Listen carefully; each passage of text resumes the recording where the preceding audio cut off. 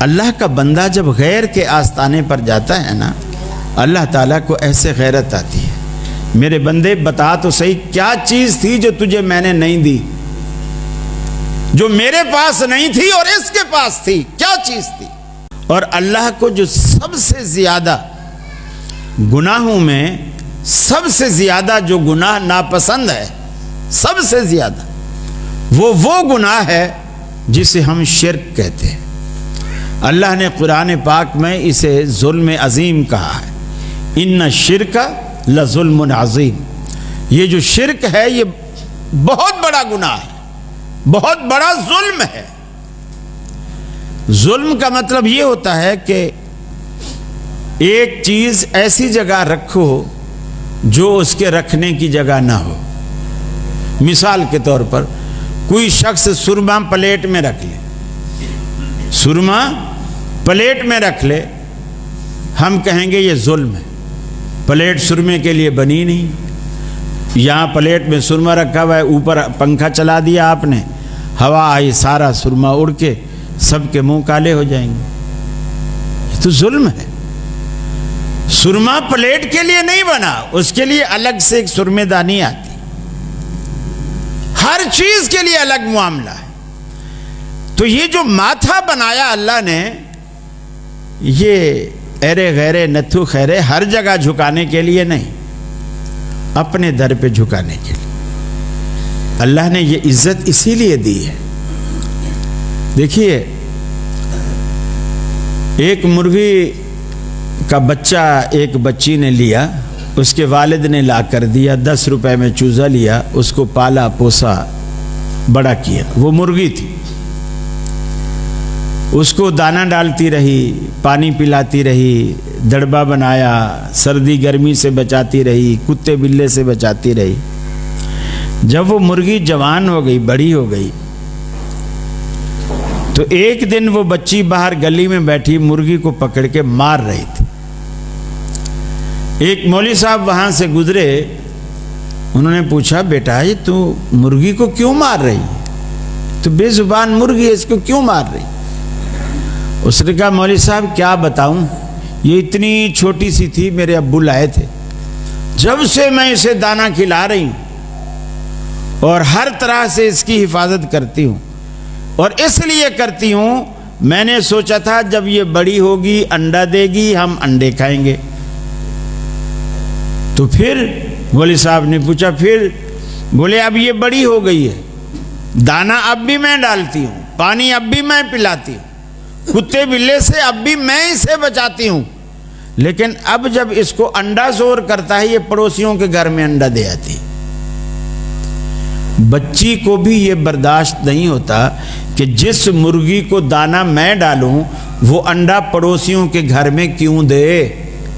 جس رب نے ماں کے بطن سے لے کر آپ کا بچپن، لڑکپن، جوانی، بڑھاپا، قبر تک آپ کی ہر ضرورت پوری کی، آپ اس کی ساری نعمتیں پانے کے بعد جب سجدے کا وقت ہے تو آپ کسی بھی دربار پہ، کسی بھی بازار پہ، کسی بھی قبر پہ، گھوڑے کے آگے، حجر کے آگے، شجر کے آگے کہیں بھی جا کے ماتھا ٹیک لے، اللہ کو غیرت نہیں آتی؟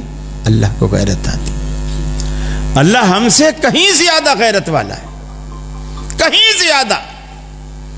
ایک موقع پر حضرت سعد رضی اللہ تعالی عنہ نے، صحابہ جیسے بیٹھے ہیں وہ بھی ان میں بیٹھے ہیں، نجی مجلس صحابہ کرام کی، آپس میں بات چیت کر رہے ہیں، اور بات چیت کرتے ہوئے حضرت سعد نے کہا لو رأیت رجلا ما، بابا جی اس فون پہ بات کر رہی ہیں تو ذرا باہر نکل کے، شال میں آپ چھپ گئے ہو، آواز نہیں چھپی۔ سعد نے کہا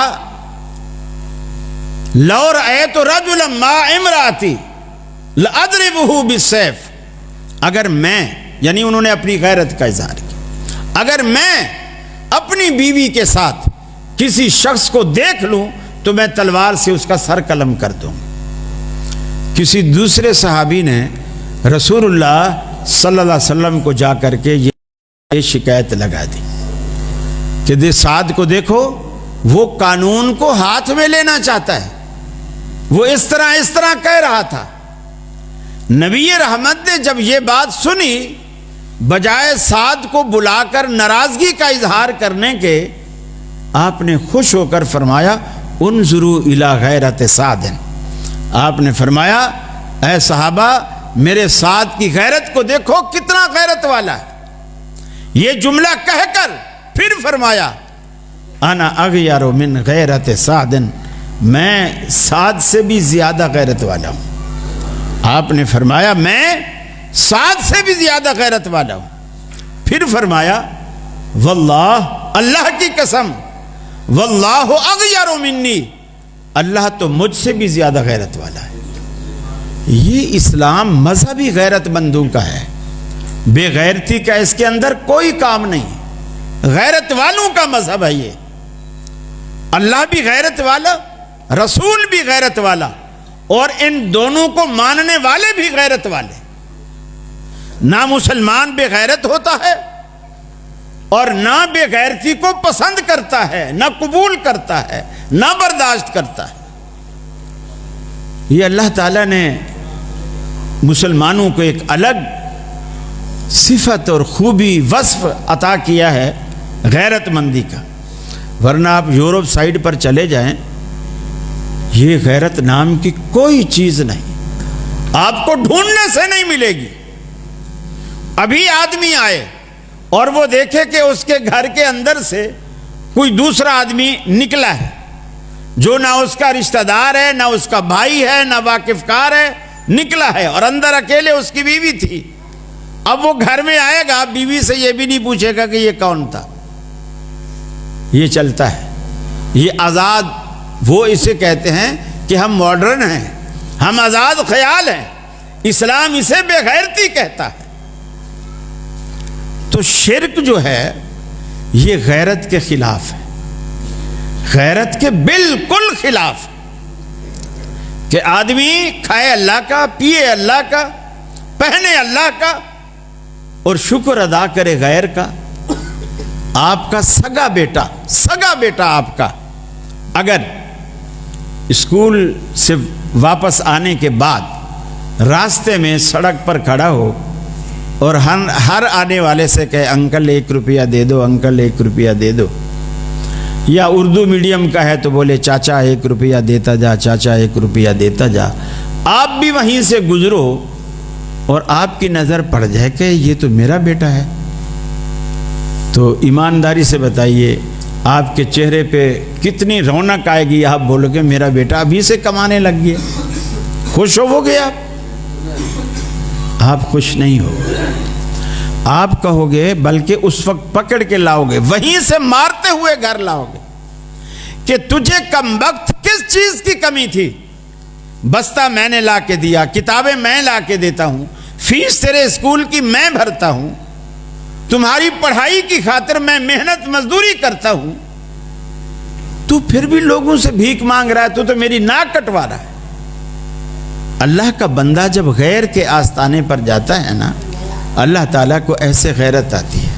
میرے بندے بتا تو صحیح کیا چیز تھی جو تجھے میں نے نہیں دی، جو میرے پاس نہیں تھی اور اس کے پاس تھی، کیا چیز تھی؟